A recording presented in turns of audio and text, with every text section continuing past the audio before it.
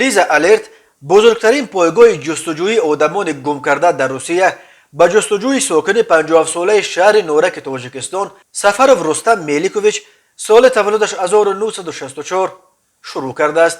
در اعلان نشر کرده این حرکت گفته می شود که رستم سفرov در روسیه در مهاجرت کاری قرار داشت و در مجمع بوستانسرای‌ها یا دچه های رامینسکی دالی در حوزه شهر رامینسکی ولایت مسکو زندگی میکرد.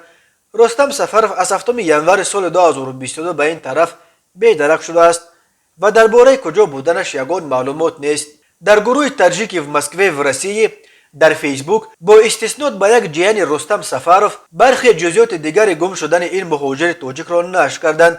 به گفته جیانش رستم سفرov در داچه رقم 314 در دهه ارگونوو نویه رامینسکی زندگی میکرد.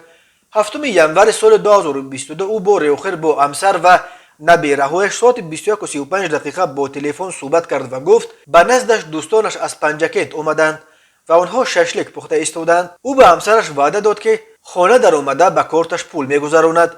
همسرش بعداً چند بار زنگ زد ولی تلفن رستم سفرov دیگر کار نمیکرد.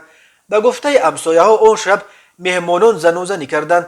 از بس که آنها به تاجیکی صحبت میکردند همسایه‌ها گفتند نتوانستند که سبب جنجالشون چه بود. بعد این عمکم گم شد. نقل کردهش جیان رستم سفرov. اگر شما درباره کجا بودن رستم سفرov معلوماتی دارید و یا بعد 7 ینور او را در یگان جا دیده باشید خواهش میکنیم با تلفن های حرکت لیزا الرت 8 800 700 5452 و یا به تلفن 112 تماس بگیرید.